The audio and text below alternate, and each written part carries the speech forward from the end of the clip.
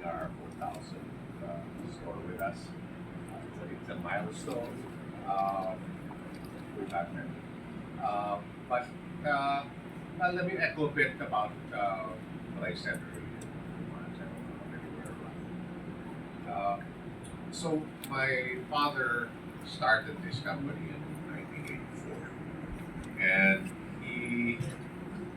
uh, he came from the government, and he happened to not leave on great terms. So he was looking for an unregulated business, and he said, "Okay, retail." I didn't know anything about retail. He said, "Okay, well, I need some mayor's permit."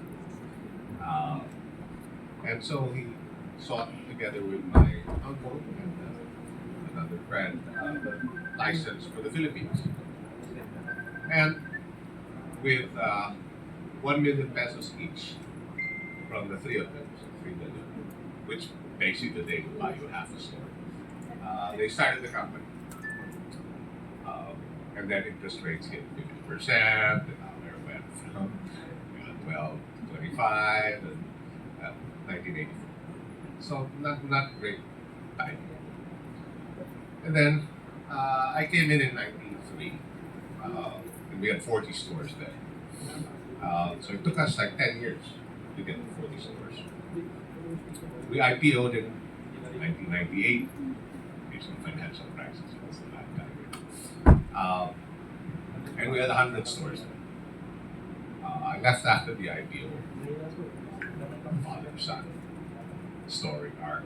That's that for another time. But I came back in 2005, and we had 250 stores. And then we spent the first few years. Profitability had dropped as we increased the store count, and we had a competitor breathing down our neck.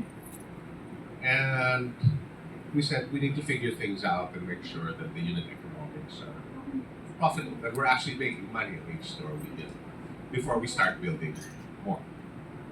And so I brought in a new team, but preserved the culture of the old. Lawrence was one of those who came on board in 2005, along with a few others. And we spent the next couple of years figuring out. And I won't bore you with fixed planograms and all of that stuff. But we looked like we were standing still. We weren't building our stores. So investors were saying, "What are you doing? You're not doing anything." "Oh, we're working hard." And then once we got it right, every year 20%. And then they started saying, "Oh, you guys must be working so hard." I said, "Actually, no, not really. When we were working hard, we thought we weren't doing anything. Now you're just seeing the results of that, because it's just a machine. It just keeps going. And really, most of the work we did was about preserving the culture,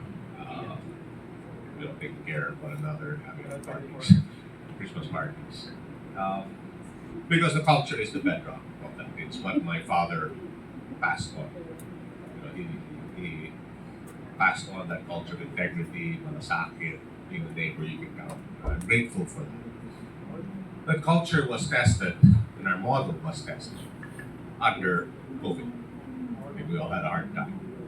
The Philippines was the worst managed COVID situation, and I studied it quite closely. I think we all know. And we were the worst performing licensee in the 7-Eleven system. Today, we are the best performing licensee. But I always say versus 2019, not versus 2021. Versus 2019. And I said, that's because we were the worst performing licensee. That meant, like in 2005, we actually sat down and had worked hard and say, we need to build a new machine. This is broken. And we did.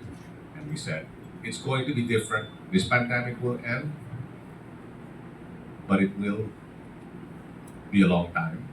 Because it will be a long time, it will be different. I don't know what it's going to look like. I don't think anybody does. But we need to prepare to be the first to respond. to that difference. So what is that difference? In 2019,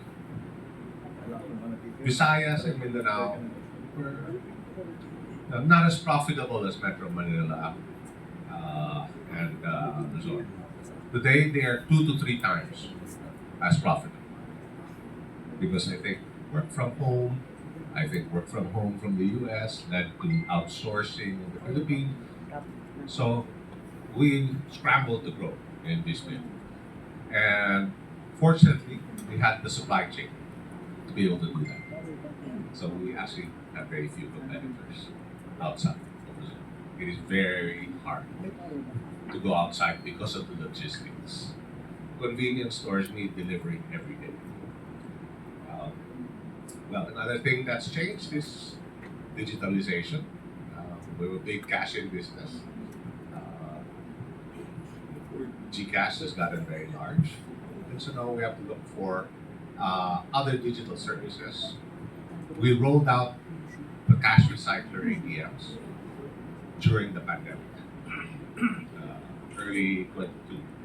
But we worked on that deal before that. It's been when it was still rolling out, it was our most requested new product.